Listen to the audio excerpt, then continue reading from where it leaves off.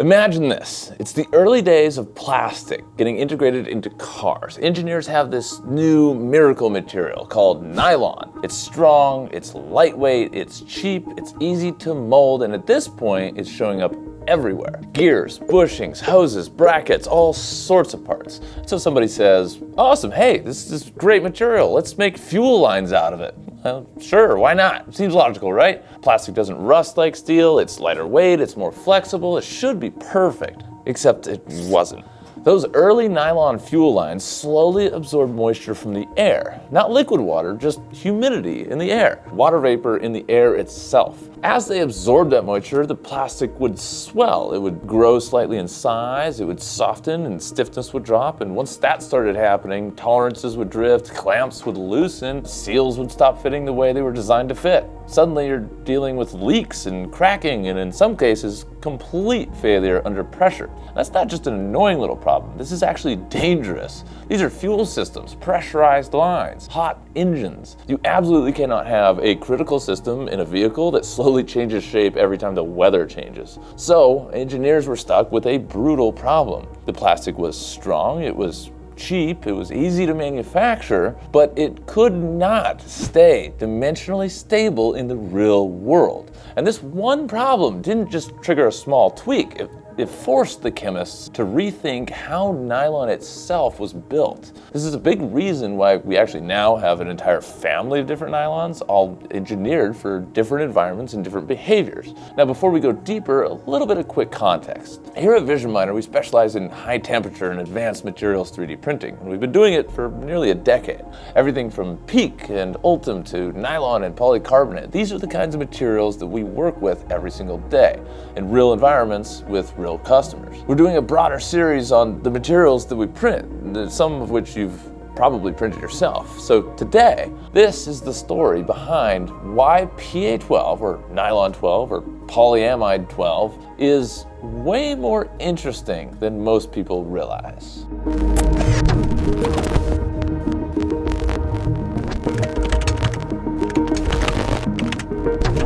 So by the time engineers were running into these moisture problems, nylon was by no means new. Nylon 6 and 6,6 had been around since the 1930s. They were wildly successful in textiles and clothing, industrial parts, consumer goods. But they all had one big flaw, that they loved water. Later on, nylon 11 came along and solved a lot of the issues with moisture, but it was made from castor beans, and that means agricultural supply swings, pricing volatility, and limits on scaling for heavy industry. When the crop determines your output, there's more limits for industrial scale production there. So the world wanted a nylon that behaved more like nylon 11 in moisture stability, but could be produced more reliably from petrochemical feedstocks and stayed dimensionally stable in harsh environments. And that is the gap that PA12 was created to fill. So let's get into a little chemistry. Nylon is made from long molecular chains. Imagine microscopic spaghetti strings. Along all those chains are chemical groups called amide groups. Amide groups act like tiny little magnets for water. They naturally attract and bond with water molecules that are just floating around in the air. In nylons like nylon 6, which is still widely used today, those water attracting groups are packed fairly close together along that chain. So the material slowly absorbs moisture from the environment, almost like a sponge at the molecular level. And once the water gets inside the plastic, it actually pushes those molecular chains slightly apart. It's microscopic, but it happens everywhere inside the part consistently. When you scale that up across millions and millions of molecules, the entire part ends up changing shape just a little bit. Dimensions move, the stiffness goes down, and mechanical behavior shifts a little bit. For clothing and textiles and consumer products, this can be totally fine, not a big deal, but when it comes to fuel systems or brake tubing or precision mechanical components, or basically anything that's safety critical, then that behavior is unacceptable. Engineers didn't need a stronger nylon, they needed a drier nylon, one that simply didn't care about water and moisture. Now, this is where the engineers got clever. Instead of trying to coat the plastic or block the moisture with something from the outside, they asked a simple question. What if we just space the water-attracting groups further apart inside the molecule itself? So here's the mental image. Imagine a string with little magnets tied along it. If the magnets are packed tightly together, they grab everything around them. But if you spread those magnets further apart, their overall pull becomes much weaker, and so it maintains its shape. See that? Interesting prop example. It took me a long time to tie these all together and make this. Now, in chemistry terms, that means they needed to build the nylon chain with longer carbon segments between each amide group. More spacing between those water-attracting groups means fewer water magnets per inch of chain, and that one structural change dramatically reduced how much moisture the plastic could absorb, several times less than older nylons. And once that happened, everything changed. The plastic now stayed stiff, the dimensions now were more stable, and the mechanical properties stayed predictable, even in humid or wet environments. And that material became what we now know as nylon 12, or PA12, or polyamide 12. And by the way, PA just stands for polyamide. You'll see that everywhere. PA6, PA11, PA12, and many others. This wasn't just a random lab accident. In the mid-1960s, a German chemical company called Chemische Werk Hulls, now part of Evonik, commercialized PA12 under the brand name Vestamid. Some of you might recognize that name from certain nylon filaments that hit the market over the last few years. Now, there was a very practical driver behind this development, and it was really supply chain stability. Nylon 11 was awesome. It had great moisture resistance, but it relied on the castor bean agriculture, which means crop yields from year to year, from month to month, would fluctuate. You get less beans and more beans. The weather affects the supply. If you get a hurricane or something one year, then all of a sudden, okay, no more supply for nylon 11. The prices would move up and down depending on demand. You know, if another product came out using castor bean oil, okay, now there's demand for that. So all of this created risk for the large-scale industrial manufacturing. To be able to consistently produce large amounts of this polymer to keep the prices low enough for everybody to use it in their products, you gotta have consistency.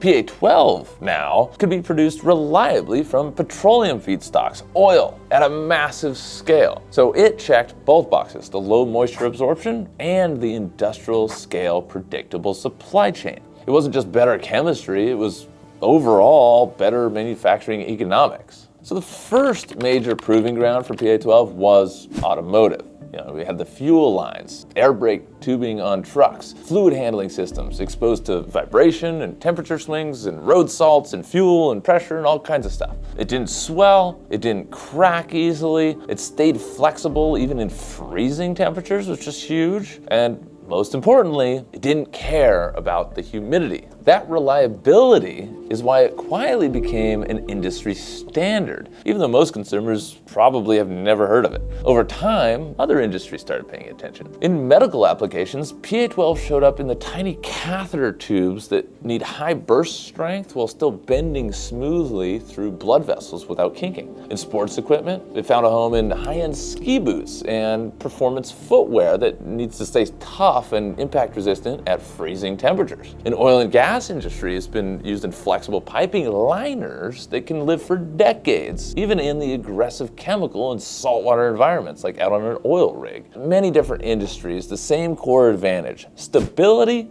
under real-world conditions. So here's the twist. PA12 was never designed for 3D printing or 3D printing in mind, but its chemistry kind of accidentally made it almost ideal for it, assuming you have the right machine and thermal control to be able to print it. It's got a really clean, just overall melting and solidification behavior. It doesn't warp super wildly or aggressively when it's heated and then cooled. It holds really good dimensional accuracy very well, and it doesn't aggressively absorb moisture like many of the other nylons. Many of you probably know if you leave your nylon spool out overnight, it's done. You got to dry that thing again. PA12, not so much. You should still dry it, but it can last a lot longer in open air. We see this in the SLS as well. With the SLS powder, it pretty much sits out in the open air until it gets printed, and we've experienced no issues with that on the Formlabs SLS machines. We have seen issues with that on other machines, so it does probably depend on where you're getting your raw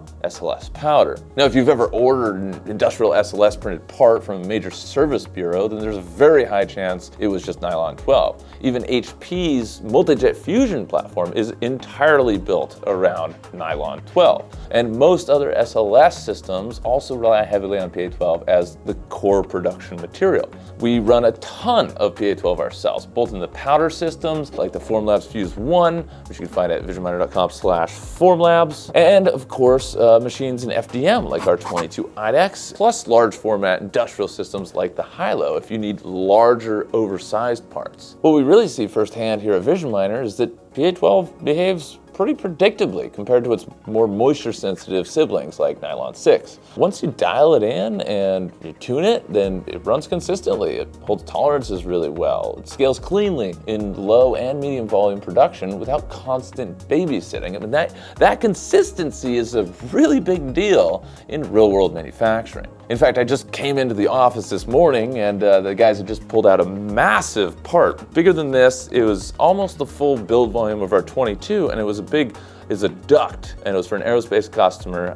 We called them and asked, and we couldn't show it off in the video today, but it was a massive part, really big. Just a big old duct, printed clean and reliably. You don't want to come in the next day and see that, oh, it failed extrusion or something 3 hours into a 27-hour print. You know, it's not the situation you like. So having good materials that print cleanly and consistently is key, especially on a machine that's reliable like the 22 IDEX. A nylon 12 is almost 60 years old, and somehow it's almost more relevant than ever. Modern manufacturing cares about different things from the consumer industry. They care about repeatability, dimensional stability, environmental robustness, lightweight performance, and predictable processing. Nylon 12 checks all of those boxes. Here at Vision Miner, our core bread and butter has always been the high temperature materials like Peak and Ultim. That's where we live, that's where we work, that's what we do every day, but advanced nylons have been a huge part of our life, especially PA12. They're a huge part of what we run for customers, you know, for tooling and fixtures and housing, functional parts,